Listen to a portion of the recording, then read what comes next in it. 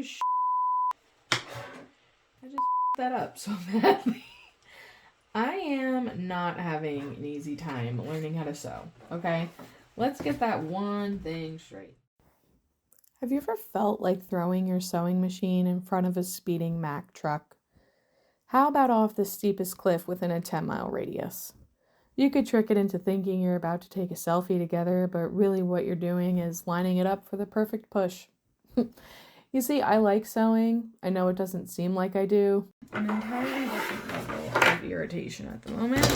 This zipper has, but I do like to sew. I just wish I was a lot better at it than I am. If this was a class, I would not be at the top of it. Probably wouldn't even be at the middle of it even. I'd probably be somewhere near the bottom. And nothing reminds me more frequently that I'm bad at sewing than my sewing machine does. The problem, very much located.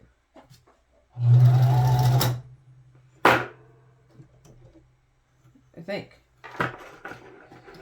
the problem is located. I'm really not sure at this point. You see, what I didn't know when I started this whole sewing journey, honestly, it feels like a cross-country expedition, but I didn't understand that sewing has a really steep learning curve. This zipper has given me nothing but damn strife. And boy, I took that turn way too quickly. But that's my nature. I jump into things. I always have. And I guess you could look around my studio and see that I enjoy arts and crafts. And as someone who enjoys both crochet and knitting, sewing probably seems like the next logical step. But my God, sewing for some reason has seemed way more difficult than anything else that I've ever jumped into before. And now that I've said that, I realize how dramatic it sounds, and I may actually take it back because knitting was also really difficult for me in the beginning. When I started knitting, I could barely figure out how to hold the needles, let alone worry about things like my tension. Actually, I didn't even realize that my tension sucked, nor could I identify the factors that would help me improve it. Yeah, knitting took me a long time to figure out, even though I did eventually figure it out. But it took a ton of trial and error. And it also took a ton of attempts. I didn't learn to knit on the first or second go. I think I learned to knit after about 10 attempts of attempting to learn how to knit. I learned in small, steady bursts and not all at once. But eventually, on or about the 10th attempt, something clicked and I was able to make a square. And the square didn't look well made, no. I actually remember it looking quite shisty, but still the square got made. So I knew I had unlocked some new skill level, even if that skill level was still relatively low on the skill level chart. But I want to be good at the things that I like doing, but I think I need to remember that being good at something is not actually a requirement for doing it. If it was, no one would ever get good at anything because they would never be able to get past the I'm total trash at this stage. Yeah, this is the stage where everything is hard. Everything is just trash. Even the things that seem super easy eventually will be hard in this stage. And I don't like to be frustrated, but that's also interesting because I love arts and crafts, no matter the art or the craft, is mostly an exercise in frustration. Executing things yourself, and I mean 100% yourself, means you have no one else to blame when things go awry. You're the reason that sketch looks lame, or that painting appears dull, the seam line is wonky, or the sweater is ill-fitting.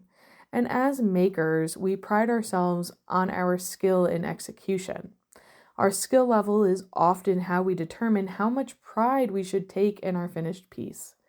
But I dare to argue that while there is definitely honor and value in achieving high levels of creative skill, there is just as much honor and value in persevering through the ugly phase of our work. Yes, there is something in art called the ugly phase, and it refers to the point where your piece looks super ugly. I mean, it's really not much more complicated than that, people. But The ugly phase is a required stop along your route to the super pretty phase, and honestly, I feel like most of my drawings never really get past the ugly stage, but the rule in art is to just keep going until you like what you see. And I think this is an excellent rule, which could really be applied to anything you attempt to achieve in your lifetime. It basically just boils down to don't give up and keep going. Because once you drop out of your cross country trek, you're going to lose any chance of completing it. But if you can muster the patience to push past frustration and you just keep going, you're going to get where you want to be. But that feeling of frustration is what makes us want to give up. It's what makes us want to lash out and potentially throw our creative equipment into the path of a speeding Mack truck or off of a cliff or out of a window. But if we want to learn something or do something or to be a certain type of person, we should never allow frustration to consume us. Investigator to look into where the money's gone.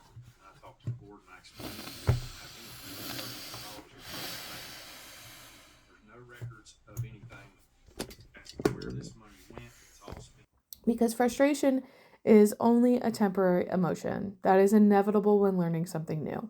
Right now, I'm just not in the mood. Lost my stupid thing. Here it is.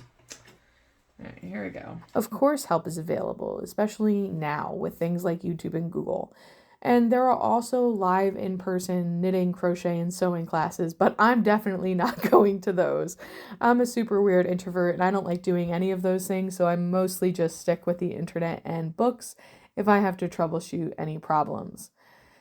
But still, I mean, don't give up is some pretty solid advice, right? Like, if you're going to pick one sentence of advice to guide you through the entirety of your life, don't give up is a pretty solid one to pick. Although it is much easier to say don't give up than it is to not actually give up, giving up is 1000% the easier thing to do. But now that I say that, I don't know if it's true because once you give up, you need to live with the fact that you're the only reason you didn't succeed. And that sucks. And like B. Spears says, if you want results, you better work, bitch. And very, very rarely is something worth having easy to achieve. Maybe you could argue that inheriting billions of dollars from your parents is worth having and easy to achieve, but I also dare to argue that being the baby soul that gets born to billionaire parents is sort of a baby lottery in itself that isn't easy to win, since there are way more baby souls than there are billionaire parents.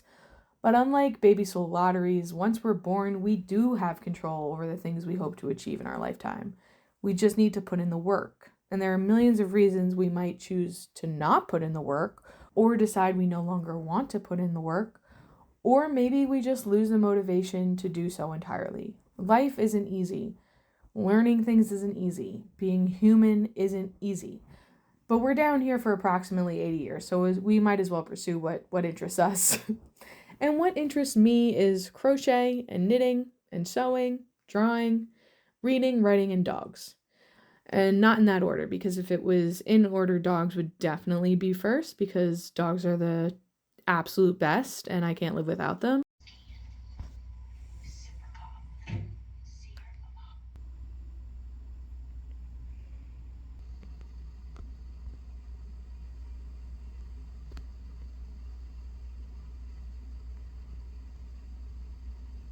But those are my passions in life, and I don't know why, but those were the passions that I was given when whomever chose passions for my baby soul. And maybe if I had been born elsewhere or to different parents and had different siblings, I would like horseback riding or engineering. But I wasn't, and I don't like either of those things. And I'm not against horses. Like, I don't want anyone to think that I'm anti-horse, because I'm not. Personally, I'm just terrified of them. They are beautiful creatures, and I would go on a walk with a horse that I was friends with. And I mean, like, walk next to with the horse on a leash and in no way ride. But horses are huge, and I don't think humans in general really understand how powerful they are and how much respect they deserve. I just don't think people who have never ridden a horse before should have their first ride be on a mountaintop while on vacation. Like, horseback riding is definitely a skill, and you wouldn't just get on a motorcycle and expect to ride it without a lesson, right? And like a motorcycle, you control yourself. Horses have a will of their own. So right, you shouldn't do the same thing with a horse. Don't just expect to get on it and do well with it. Okay, so I've jumped the shark a bit. Let's get back to sewing, but now we can use motorcycles as context. So no, I wouldn't get on a motorcycle and expect to ride it well without some type of practice. So why should I expect to do anything well the first time? The answer is I shouldn't.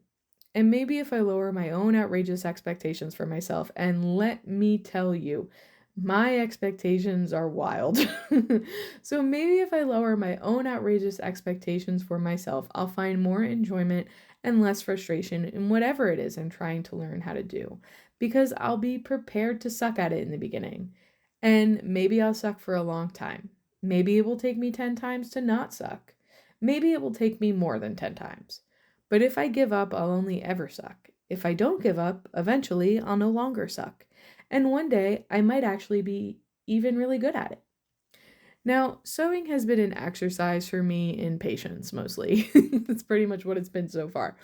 In the beginning, and let me be clear, the beginning only really sort of ended about 2 days ago, even though it managed to last almost 2 years. I couldn't even thread the machine correctly. I couldn't wind the bobbin, nor could I thread the bobbin. And after some time, my top stitch looked great, but my bottom stitch looked like total garbage. I didn't even realize that the bottom and top stitch were supposed to match.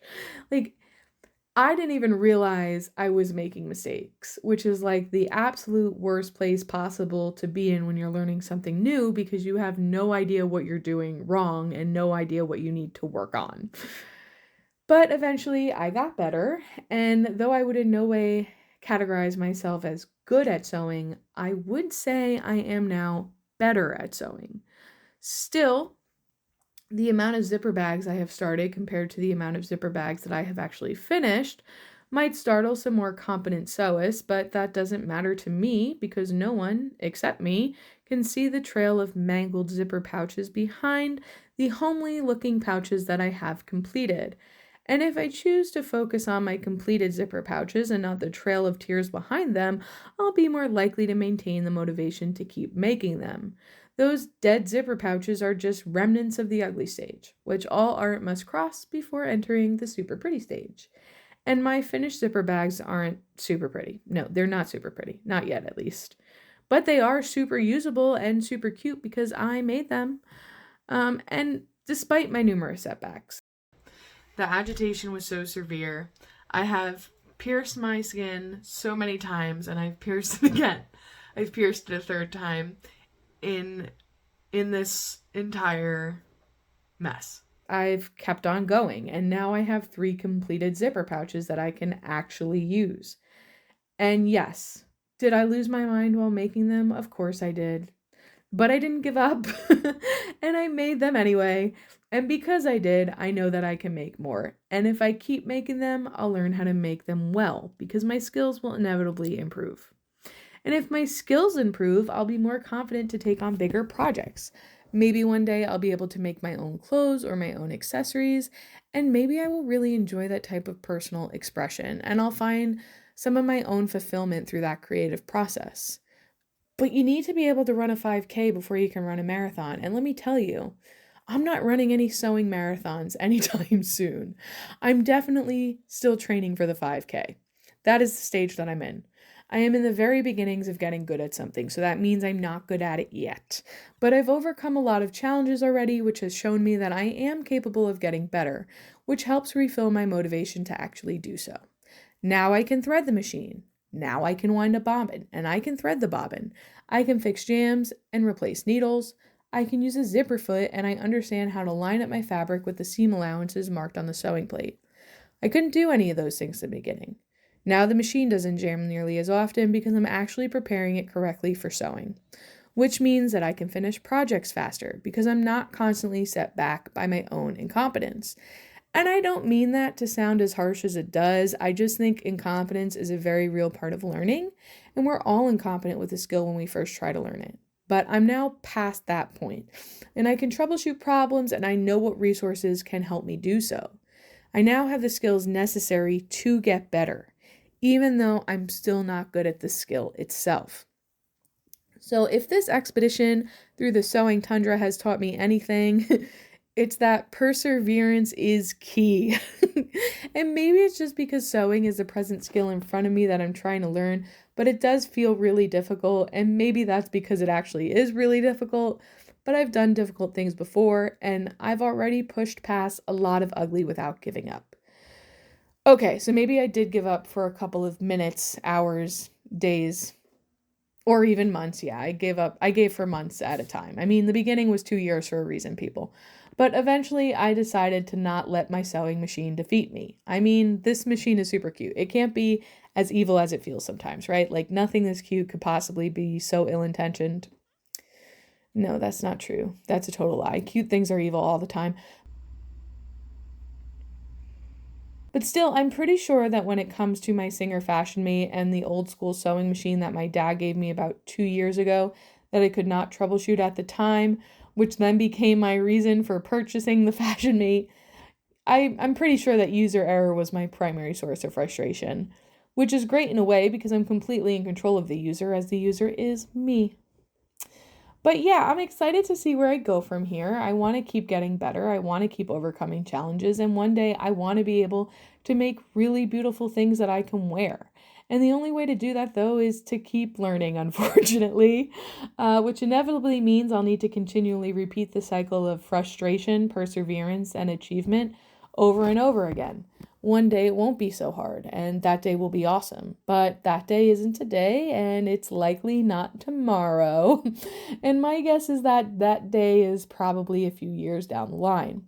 But those years are going to pass anyway, and my advice to you is to let yourself get frustrated and then choose to persevere despite that frustration. After doing those two things, eventually you'll succeed. Thanks for hanging out with me today. I'll be back super soon to dissect some other aspect of my life as it relates to arts and crafts. But remember, just keep going. Eventually, you'll get wherever it is that you want to be.